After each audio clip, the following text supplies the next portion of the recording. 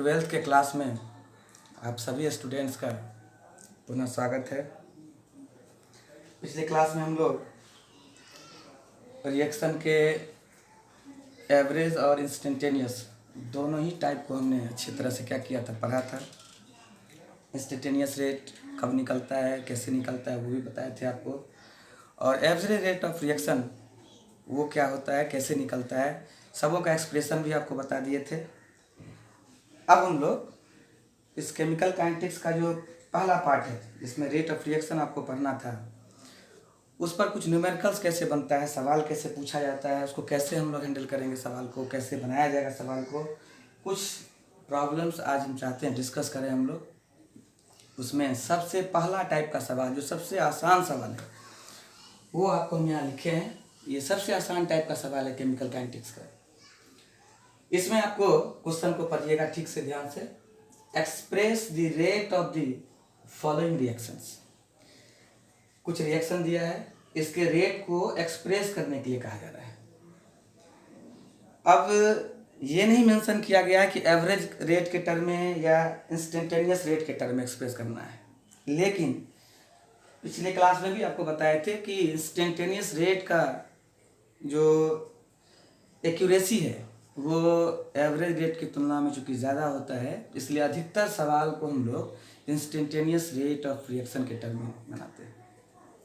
तो करने के लिए आप एवरेज रेट के टर्म में भी दिखा सकते हो, इंस्टेंटेनियस रेट के टर्म में भी एक्सप्रेस कर सकते हो, लेकिन चूँकि इंस्टेंटेनियस रेट ज़्यादा एक्यूरेटली कैलकुलेट किया जाता है, इसलिए ज़्यादा अच्छा रहेगा हम लोग इसको इंस्टेंटेनियस रेट के टर्म में क्या करें, एक्सप्रेस करें।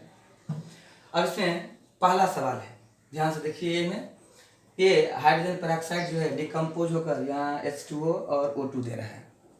इसका रेट अगर आपको एक्सप्रेस करना होगा तो हम लोग सबसे पहले क्या देखेंगे कि रिएक्शन में कोफिशिएंट्स क्या है। अब यहाँ कोफिशिएंट H2O2 का कितना है, 2 है, और यहाँ H2O का कितना है, 2 है, और यहाँ ऑक्सीजन कितना है, 1 मोल। तो इसका रेट अगर आपको एक्सप्रेस करना होगा तो हम लोग क्या करेंगे, तो हम लोग मान लीजिए पहला ही सवाल हम बनाते हैं। देखिए ध्यान से, तो इस सवाल को हम लोग रेट के टर्म में निकालेंगे। तो रेट बराबर, ये पहला सवाल हम बना रहे हैं, ए का आंसर। तो रेट बराबर क्या हो जाएगा, माइनस रिएक्टेंट है ये, -1/2 डी। ये डिफरेंशियल फॉर्म में यूज करें, चूंकि हम पहले ही बता दिए कि इंस्टेंटेनियस रेट कैलकुलेट यहाँ पर करेंगे। -d कंसंट्रेशन H2O2/dt बराबर, यहाँ 2 मोल है इसका, तो यहाँ पर +1/2, प्लस आप नहीं भी देंगे तो कोई दिक्कत नहीं है, +1/2 d कंसंट्रेशन H2O/dt बराबर, यहाँ कोफिशिएंट इसका 1 है, तो सीधे या तो 1/1 लिखिए या नहीं भी लिख सकते हैं, सीधे लिख सकते हैं कंसंट्रेशन O2/dt। ये हो गया आपको रेट एक्सप्रेशन, ये पहला सवाल का। अगर इसी में अलग से पूछ देता कि express the rate of disappearance of H2O2, तो बता दिए हैं कि जब अलग अलग पूछे, सेपरेटली पूछे, तो उसमें आपको कोफिशिएंट यूज नहीं करना है। क्योंकि यहाँ रेट एक्सप्रेशन सीधा कह रहा है करने के लिए, तो हमने सभी रिएक्टेंट प्रोडक्ट को एक साथ क्या किया, कोरिलेट कर दिया। तो इस तरह से बनाना है आपको ये सवाल। ठीक, अब दूसरा सवाल, इसको देखिए ध्यान से। इसमें क्या करेंगे हम लोग, रेट बराबर बी में देखिए क्या लिखेंगे इसको हम, रेट बराबर, इसमें जितने भी रिएक्टेंट प्रोडक्ट्स हैं सबका स्टोइचियोमेट्रिक कोफिशिएंट क्या है, सेम है। और आपको याद होगा कि जिस दिन हम इसके केस को एक्सप्लेन कर रहे थे, हमने बताया था आपको कि जब भी इस तरह का कोई रिएक्शन मिले जिसमें स्टोइचियोमेट्रिक कोफिशिएंट सेम आ जाए, तो रेट ऑफ रिएक्शन जो है वो किसी भी रिएक्टेंट या प्रोडक्ट के टर्म में क्या कर सकते हैं, निकाल सकते हैं। क्योंकि यहाँ रेट एक्सप्रेशन कर रहा है निकालने के लिए, तो यहाँ भी हम लिखेंगे रेट बराबर -d कंसंट्रेशन NO/dt बराबर, यहाँ भी एक ही है, -d कंसंट्रेशन O3 क्या dt बराबर, ये प्रोडक्ट है, प्लस डी कंसंट्रेशन NO2/dt बराबर प्लस डी कंसंट्रेशन O2/dt। ये हो गया आपका रेट एक्सप्रेशन। दोनों सवाल को देखिए ध्यान से, इसमें कुछ नहीं है, सबसे सिंपल टाइप का सवाल है। इसमें रेट एक्सप्रेस करने के लिए आपको देता है। यहाँ पर जिसका जो कॉफिशिएंट्स हमने क्या किया इसमें मेंशन कर दिया है। यहाँ सभी कॉफिशिएंट्स एक हैं, इसलिए यहाँ पर ये कॉफिशिएंट्स मेंशन नहीं किया गया है। 1 आप लिख भी सकते हो, नहीं भी लिख सकते हो, उसका कोई फर्क नहीं पड़ेगा एक्सप्रेशन। ये सबसे आसान टाइप का सवाल था जो आपको रेट एक्सप्रेस करने के लिए दिया जा सकता है। इस तरह का सवाल जो भी मिले, हम असाइनमेंट जो देंगे सवाल का, उसमें भी हो सकता है कि इस तरह का सवाल हो। NCERT आप उल्टा के देखेंगे, उसमें भी इस तरह का सवाल होगा। जहाँ कहीं भी इस तरह का सवाल हो जिसमें रेट एक्सप्रेशन करने के लिए दिया जाए, तो आप रेट को इस तरह से क्या कर सकते हो, एक्सप्रेस कर सकते हो। ये था आपको पहला टाइप का सवाल इसका। इसके बाद इसमें दूसरा टाइप का सवाल एक आता है,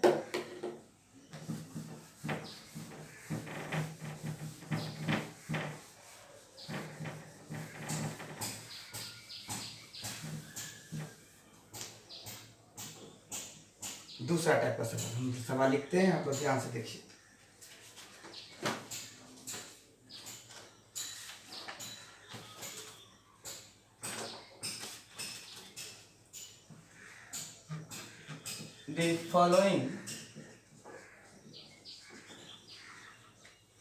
The following reaction was carried out in water।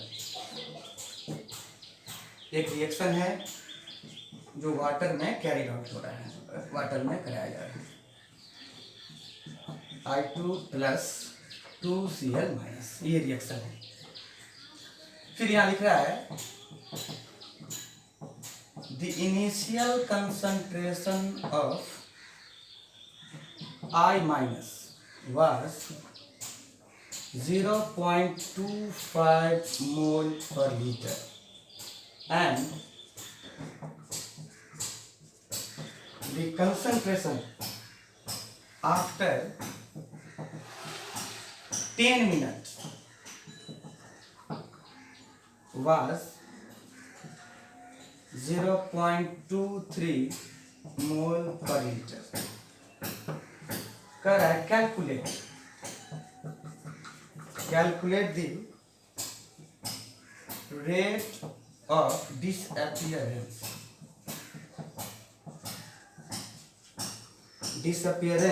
of I minus and rate of appearance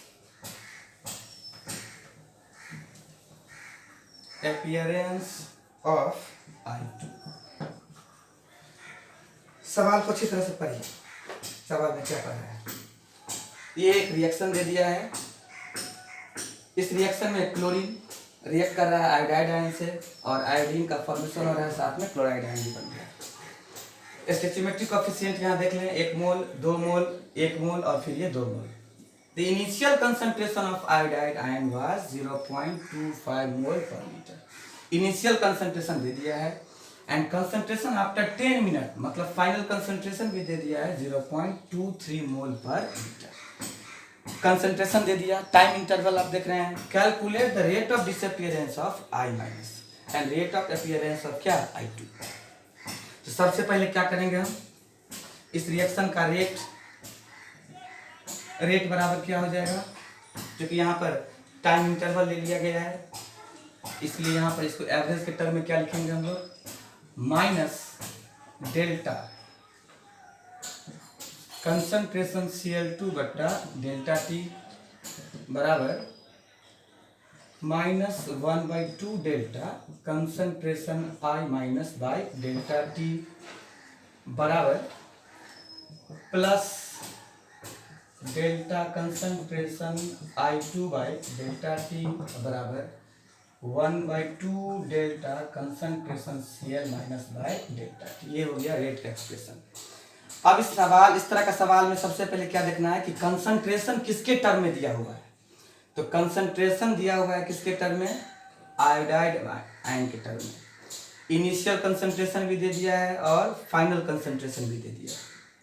ठीक, इनिशियल कंसंट्रेशन कितना है 0.25 और रिएक्टेंट का चूंकि टाइम के साथ कंसंट्रेशन क्या होता है घटता है, तो फाइनल में हो गया 0.23। तो सबसे पहले हमको क्या चाहिए, हमको चेंज इन कंसंट्रेशन। ध्यान से देखिए इसको कैसे सॉल्व करेंगे हम। तो सबसे पहले हम लोग निकालेंगे रेट ऑफ डिसअपियरेंस,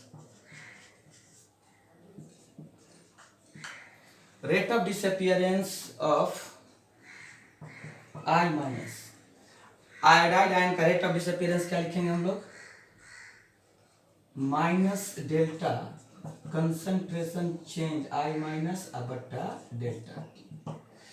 ठीक, चूंकि यहाँ केवल डिसअपियरेंस कर रहे हैं, सेपरेटली इसको हम लिख रहे हैं, इसलिए कोएफिशिएंट लिखने की जरूरत यहाँ पर नहीं है। कोएफिशिएंट 2 है लेकिन यहाँ नहीं लिखेंगे हम, क्योंकि यहाँ पर केवल डिसअपियरेंस पूछ रहा है सवाल में। आप देख सकते हो rate of disappearance of iodide minus पूछ रहा है।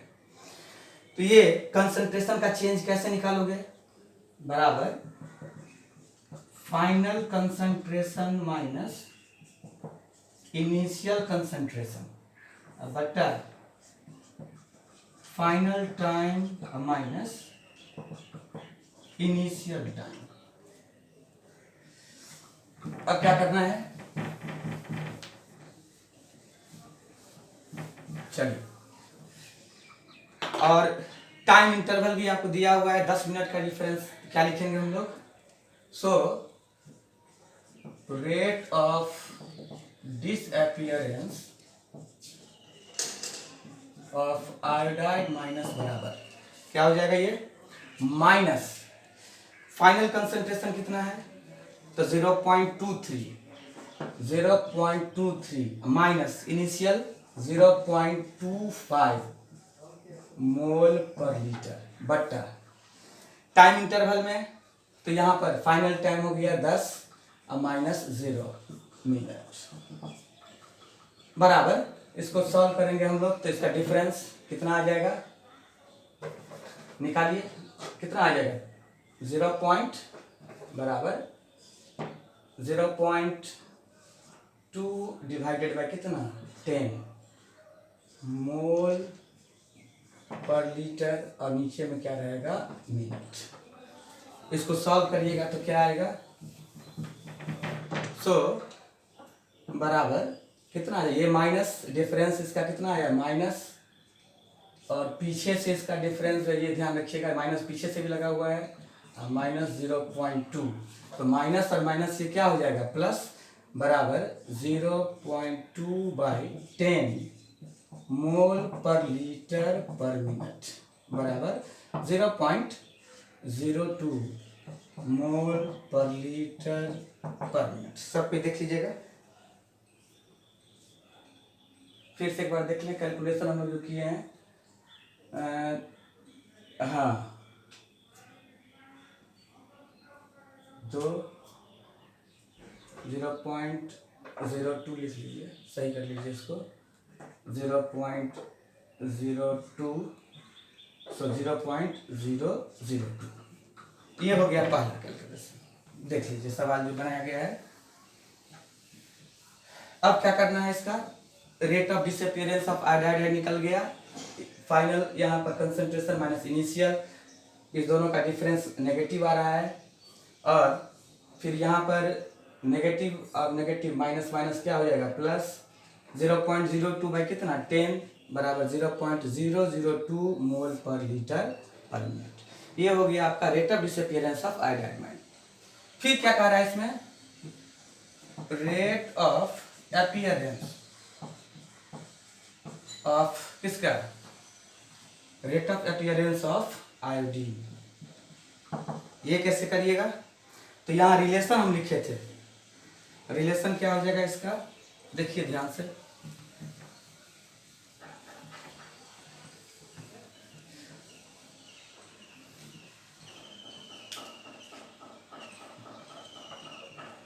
तो रिएक्शन जो हमने लिखा था यहाँ पर, ये रिएक्शन था इसका क्या, आयोडीन बराबर ये Cl2 अब प्लस 2I माइनस, और ये था I2 अब प्लस 2Cl माइनस। ये आयोडीन, इसका आपको अपीयरेंस पूछ रहा है। अपीयरेंस के टर्म में क्या लिखेंगे, बराबर क्या हो जाएगा, प्लस डेल्टा I2 बट्टा डेल्टा टी, ये होगा ना अपीयरेंस इसका। अब ये निकालना है आपको।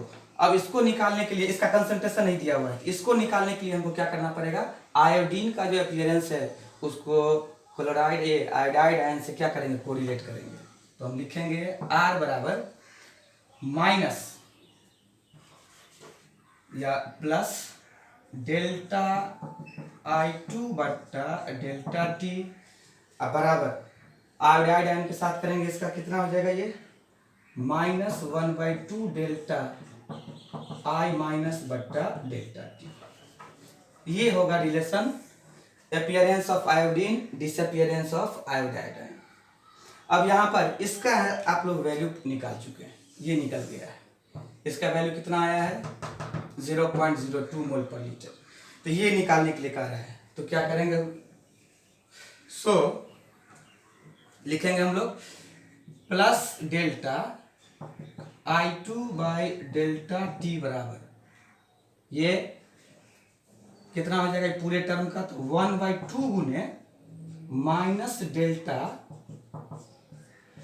बट्टा डेल्टा टी बराबर, इसका वैल्यू हम लोग निकाल चुके हैं, 1/2 इंटू 0.002 मोल पर लीटर पर मिनट। इसको सॉल्व करेंगे हम लोग, तो ये आ जाएगा 0.001 मोल पर लीटर पर मिनट। ये आ गया इसका दूसरा आंसर। दूसरा का आंसर आ गया कितना, 0.001 मोल पर लीटर पर मिनट। पहला का आंसर आया 0.002 मोल पर लीटर पर मिनट। अब यहाँ गौर से देखिए, ये तो हमने इसको बनाया है इस तरह से, इस तरह से बनाइएगा आप लोग भी। अगर मान लीजिए कि सवाल बनाना है और टाइम कम रहता है, तो उस केस में आप अगर ऑब्जेक्टिव क्वेश्चन इस तरह का दे, तो वहां आप रिलेशन लगाकर भी सवाल को हैंडल कर सकते हैं। जैसे गौर से देखिए, रिएक्शन जो हमने दिया था इसका, वो क्या था, पहले देखिए। हमने दिया था कि Cl2 रिएक्ट करता है किसके साथ, 2I minus gives I2 plus 2Cl minus, यही सवाल था। यहां गौर से देखिए, आयोडीन का कोफिशिएंट कितना है, 1, और आयोडाइड आयन का कितना है, 2। इसका मतलब हो गया कि आयोडीन का जो रेट ऑफ फॉर्मेशन होगा, वो आयोडाइड आयन के रेट ऑफ डिसअपीयरेंस का क्या हो जाएगा, आधा। या यूं कह सकते हो कि आयोडाइड आयन का जो रेट ऑफ क्या है, डिसअपीयरेंस है, वो आयोडीन के रेट ऑफ अपीयरेंस का कितना गुना, 2 गुना। मतलब जिस रफ्तार से ये बनेगा, उसके दुगुने रफ्तार से ये क्या होगा, खपत होगा।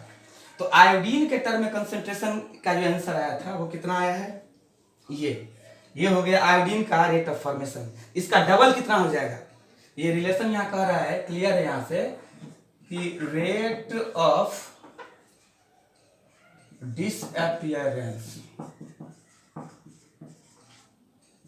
ऑफ I माइनस बराबर 2 into rate of appearance of क्या, I2। मतलब आयोडीन के रेट ऑफ अपीयरेंस का कितना गुना, 2 गुना हो जाएगा ये। तो अगर रेट ऑफ अपीयरेंस आयोडीन का कितना निकाले हैं, 0.001 मोल पर लीटर, तो निश्चित रूप से इसका 2 गुना, मतलब इसका हो जाएगा 0.002 मोल पर लीटर पर मिनट। या अगर यहां से निकालते हैं हम, तो 2 को इधर लाइएगा, तो ये क्या हो जाएगा, ये सीधा यहां से लिखा जाएगा, और रेट ऑफ अपीयरेंस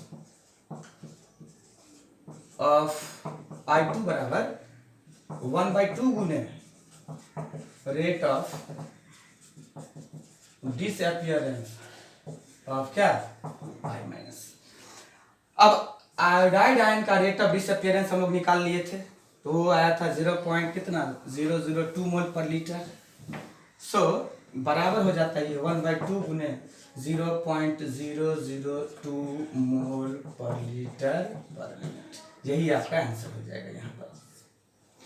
कहने का मतलब है कि अगर रिलेशन आपको मालूम है तो आप आराम से किसी भी टर्म में जो है रेट क्या कर सकते हो, निकाल सकते हो।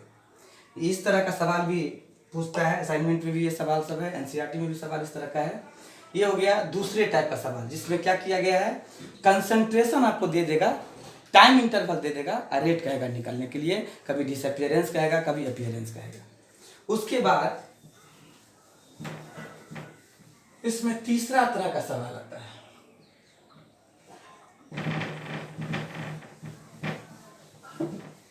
कभी कभी सवाल पूछता है ये, देखते तो ध्यान से देखिए सवाल।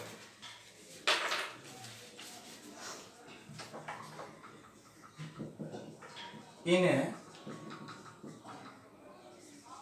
catalyst experiment,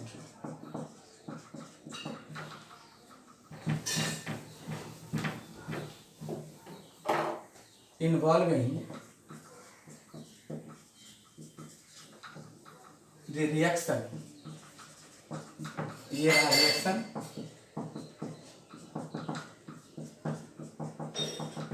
ये रिएक्शन है। The rate of reaction was measured as rate बराबर डेल्टा NH3 बट्टा डेल्टा। ये रेट आपको दे दिया है इस तरह से, रेट बराबर इतना। अब कह रहा है इसका वैल्यू दे दिया है बराबर 2 × 10⁻⁻4 मोल पर लीटर पर सेकंड। ये आपको रेट इसका दे दिया है। अब कह रहा है what is the rate of reaction expressed in terms of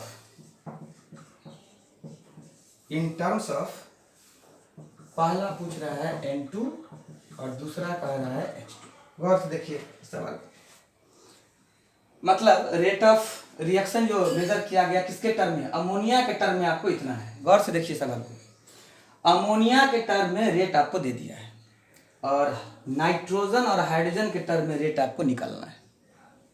सवाल को देखिए ध्यान से, इसके सवाल इक्वेशन को अगर देखिएगा वहीं से क्लियर है कि इसका आंसर कितना आएगा। गौर से देखिए, अमोनिया का कोफिशिएंट 2 है, हाइड्रोजन का 3 और नाइट्रोजन का 1। इसका मतलब हो गया अगर इस दोनों को हम रिलेट करें तो अमोनिया का जो रेट ऑफ अपीयरेंस है वो नाइट्रोजन का कितना गुना, 2 गुना। इसका मतलब नाइट्रोजन का रेट ऑफ डिसअपियरेंस अमोनिया का आधा हो जाएगा। अमोनिया का आपको रेट ऑफ रिएक्शन क्या किया है, दे दिया है, इतना है। तो नाइट्रोजन का अगर निकालना है तो आप सीधे इसका क्या करिए, हाफ कर दीजिए, क्योंकि कोफिशिएंट इसका 1 है, इसका 2 है। इसका रेट ऑफ डिसअपियरेंस इसके रेट ऑफ अपीयरेंस का आधा होगा। इसका डिसअपियरेंस और अपीयरेंस इसका दे दिया है, इसका आधा निकलेगा, तो 10⁻1 × 10⁻⁻4। तो आंसर तो वैसे ही इसका आ जाएगा। फिर आपको H2 के टर्म में कह रहा है निकालने के लिए, तो इसके साथ इसका रिलेशन हम लोग करेंगे, या अगर इसका निकल गया तो इसको इसके साथ इक्वेट कर देंगे हम। तो ये भी सवाल आसानी से बनता है। अब देखिए ध्यान से, तो सबसे पहले हम लोग नाइट्रोजन के ही टर्म में निकाल के देख लेते हैं। ऐसे सवाल में सबसे पहले क्या करना है वो समझ लीजिए। सबसे पहले आपको ओवरऑल रेट का एक्सप्रेशन कर देना है। तो ओवरऑल रेट का एक्सप्रेशन करना है तो वो आपको अच्छी तरह से आता है। तो सबसे पहले करके क्या करेंगे हम, रेट बराबर क्या हो जाएगा, माइनस डेल्टा N2 बट्टा delta T minus 1/3 delta concentration H2 बट्टा डेल्टा T बराबर plus half delta concentration NH3 बट्टा डेल्टा T। आपको सवाल में ये रेट किसके टर्म में दिया हुआ है, तो अमोनिया के टर्म में। ये देखिए यहाँ पर अमोनिया के टर्म में आपको दे दिया है, और निकालना किसके टर्म में है, तो नाइट्रोजन और हाइड्रोजन के टर्म में है। सबसे पहले हम नाइट्रोजन का निकालते हैं। तो नाइट्रोजन और अमोनिया का रेट को हम लोग एक साथ क्या करेंगे, इक्वेट कर देंगे। तो इक्वेट करके क्या लिखेंगे हम लोग, minus delta concentration N2 by delta T बराबर 1/2 डेल्टा कंसंट्रेशन NH3 बट्टा डेल्टा टी। गौर से देखिए, ये हम लोग नाइट्रोजन के टर्म में निकाल रहे हैं, ये पहला N2 के टर्म में। ये तो स्पष्ट यहीं से है कि नाइट्रोजन का डिसअपियरेंस जो है वो अमोनिया के अपीयरेंस का कितना हो रहा है, आधा हो रहा है, और अमोनिया का अपीयरेंस आपको दे दिया है। तो क्या आंसर हो जाएगा इसका, 1/2 गुने इसका वैल्यू आपको दे दिया है, ये है ना इसका वैल्यू। तो क्या हो जाएगा, 2 × 10⁻⁴ मोल पर लीटर पर सेकेंड। इसको सॉल्व कर लीजिए, ये आंसर आ जाएगा 1 × 10⁻⁴ मोल पर लीटर पर सेकेंड, या सीधे 10⁻⁴ मोल पर लीटर पर सेकेंड। ये आ गया नाइट्रोजन का।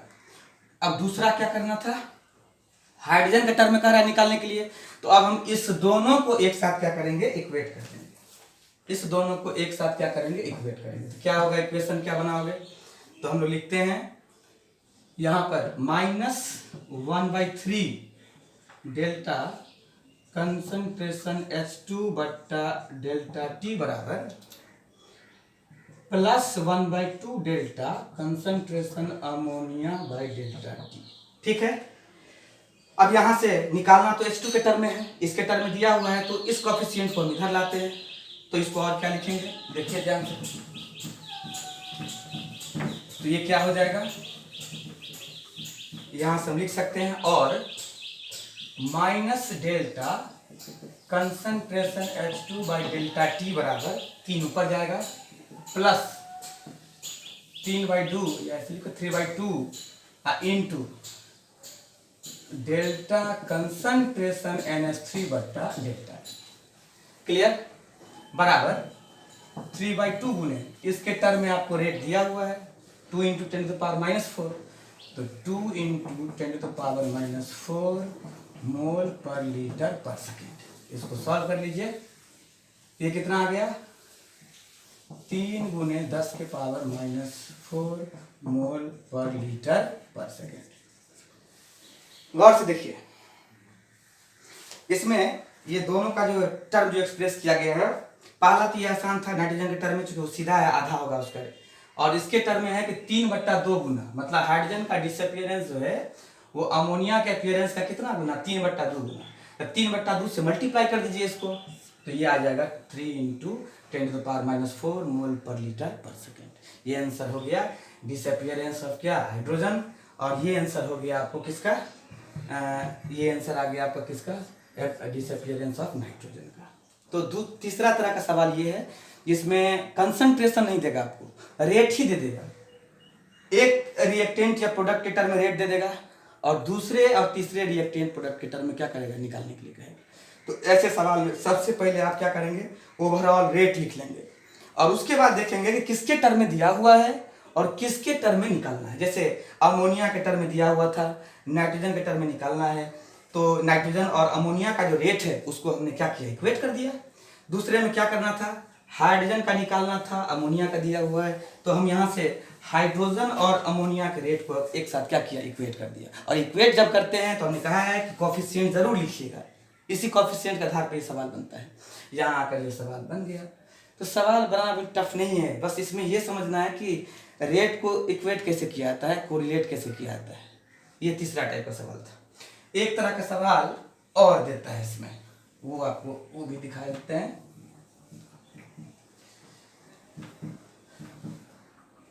चौथा, ये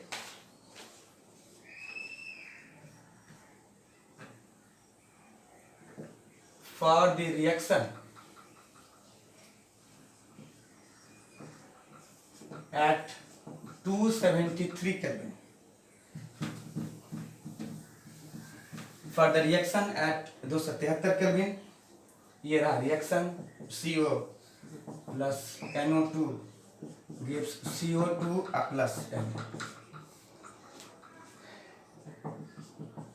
It is observed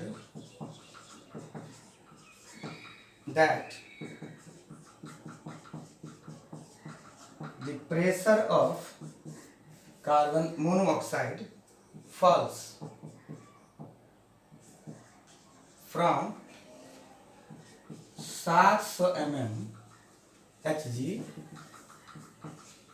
to 500 mm Hg in 250 seconds. Calculate the average rate of reaction in A में है ATM पर सेकेंड और दूसरा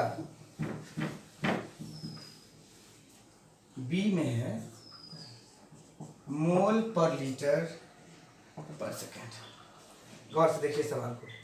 रिएक्शन एक दे दिया है आपको और ये रेट जो है वो एटीएम पर सेकेंड में भी दिया हुआ है निकालने के लिए, मोल पर लीटर पर सेकेंड में भी निकाला है और कंसंट्रेशन यहाँ पर जो है वो मोलरिटी के टर्म में नहीं देकर पार्शियल प्रेशर के टर्म में दे दिया है 700 mm।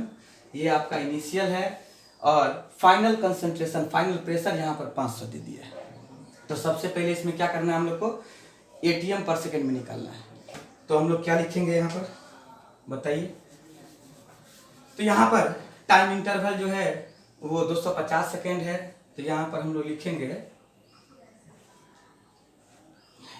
रेट एवरेज बराबर क्या हो जाएगा, ये बराबर चेंज इन प्रेशर बटा टाइम इंटरवल।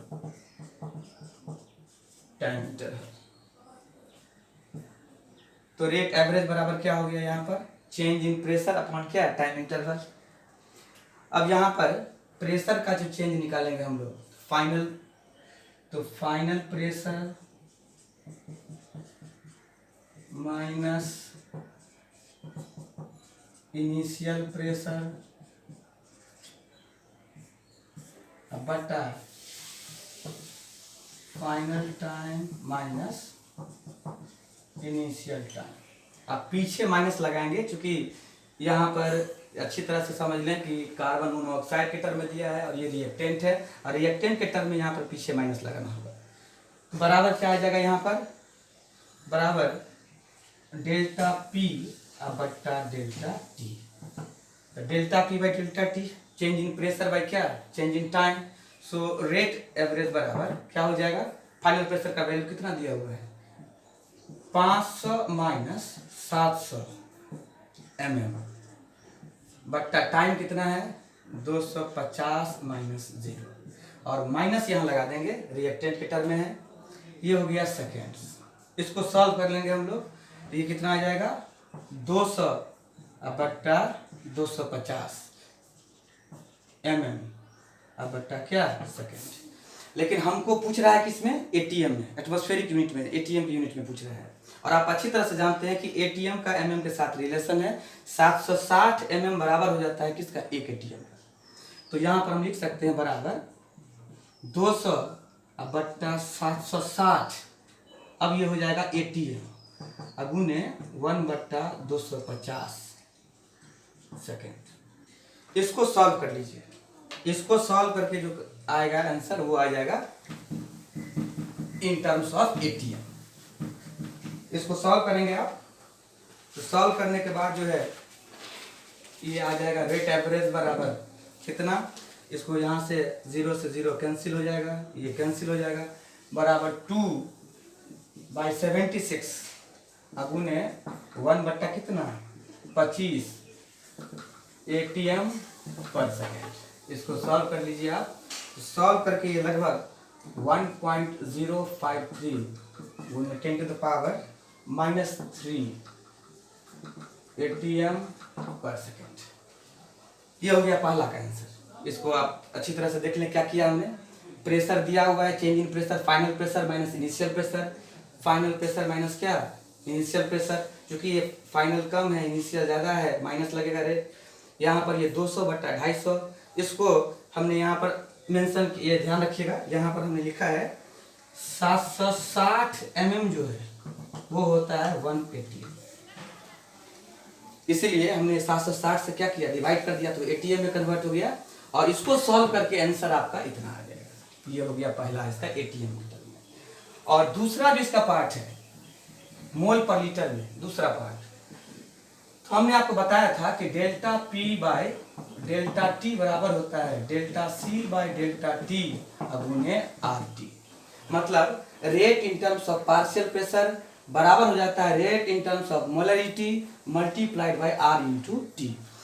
अब आपको ये दिया, ये निकाल लिया है आपने, ये आ गया है और ये कह रहा है निकालने के लिए, तो उसके लिए क्या करेंगे हम लोग, इसके लिए हम लोग आर टी से इसमें क्या करेंगे, डिवाइड कर देंगे। So delta C by delta T बराबर हो जाएगा delta P by delta T divided by R into T.